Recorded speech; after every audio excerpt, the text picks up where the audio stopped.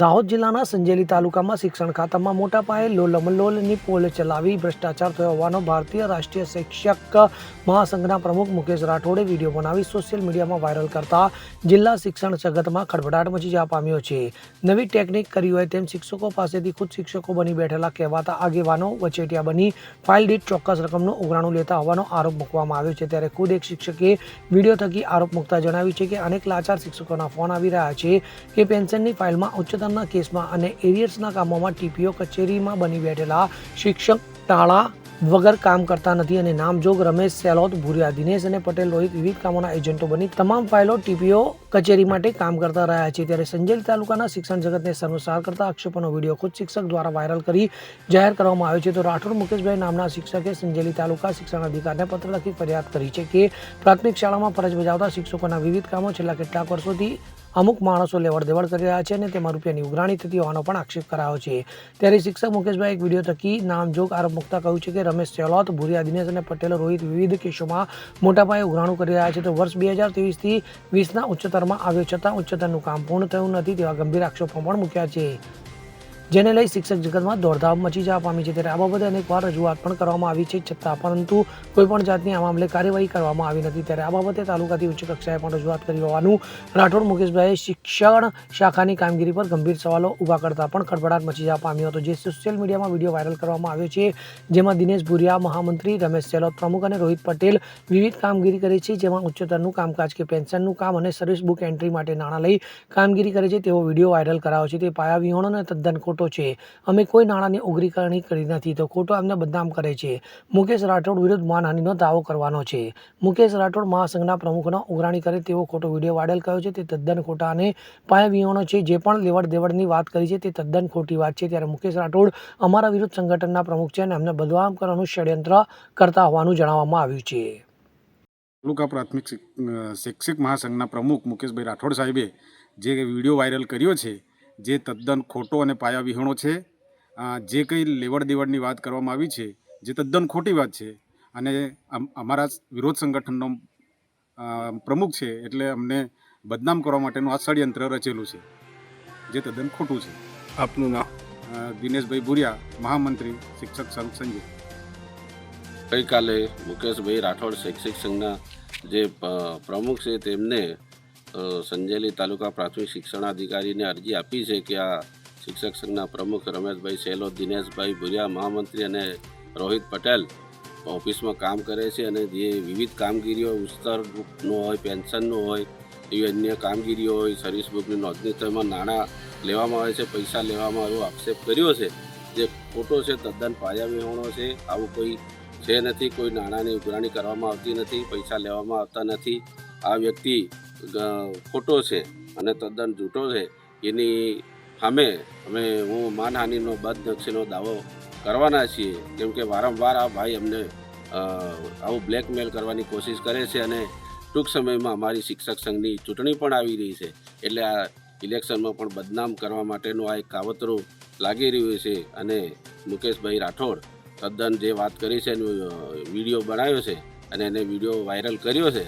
એ વિડીયોમાં જે કંઈ હકીકત એ જણાવે છે તદ્દન ખોટી અને પાયા વિહોણી છે. મારું નામ રમેશભાઈ ધનાભાઈ સેલોત, પ્રાથમિક શિક્ષક સંઘ પ્રમુખ સંજેલી. નમસ્કાર, મારું નામ છે મુકેશભાઈ ચંપકભાઈ રાઠોડ, અખિલ ભારતીય રાષ્ટ્રીય સ્વૈચ્છિક મહાસંઘ અધ્યક્ષ સંજેલી. મીડિયાના માધ્યમથી આપ સર્વે શિક્ષક મિત્રો અને સંજેલીના આજુબાજુના વિસ્તારના તમામ વ્યક્તિઓને જાહેર સંદેશો આપવા માંગુ છું કે શિક્ષણ શાખાની અંદર પણ હાલના સમયે સંજેલી તાલુકાની અંદર બહુ મોટો ભ્રષ્ટાચાર થઈ રહ્યો છે, જેની અંદર ભ્રષ્ટાચાર કરનાર વ્યક્તિ શિક્ષક સંઘના પ્રમુખ સેલોત રમેશભાઈ ધનાભાઈ, એમના સાથી મિત્ર મહામંત્રી શ્રી દિનેશભાઈ ભુરિયા અને નોડલ શ્રી રોહિતભાઈ પટેલ કે જેઓ શિક્ષણ શાખાની અંદર નાની મોટી કામગીરી આવતી હોય જેવી કે ઉચ્ચતર પગાર ધોરણ, જેની અંદર 9, 20 અને 31 આ ઉચ્ચતર પગાર ધોરણની સર્વિસ બુકની અંદર એન્ટ્રી કરવાની હોય અને પછી બાંધણી થયા પછી એ પગારમાં આકારાતી હોય એ એન્ટ્રી પાડવા માટે આ વડીલ શ્રી રમેશભાઈ ધનાભાઈ અને દિનેશભાઈ ભૂરિયા અને રોહિતભાઈ પટેલ જેઓ શિક્ષકોને ફોન કરી અને એન્ટ્રી પાડવા માટે 5,000 રૂપિયાની માંગણી કરે છે અને એનું એરિયસ કાઢવા માટે, દાખલા તરીકે આ મહિને એ ઉચ્ચતર ધોરણની અંદર આવી ગયા હોય અને 2-4 મહિના વીતી ગયા હોય અથવા 1 વર્ષ થઈ ગયું હોય તો 1 વર્ષમાં જે ચૂકવણીની નાણાં નીકળતા હોય એ એરિયસના એ કાઢવા માટે પણ એ 10% રકમ લેતા હોય છે.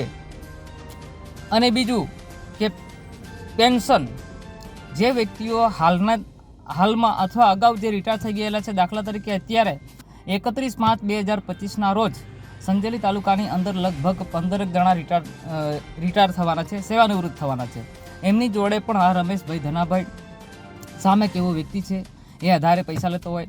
30,000થી માંડી અને 70,000 રૂપિયા પણ પૈસાની ઉઘરાણી કરતા હોય છે.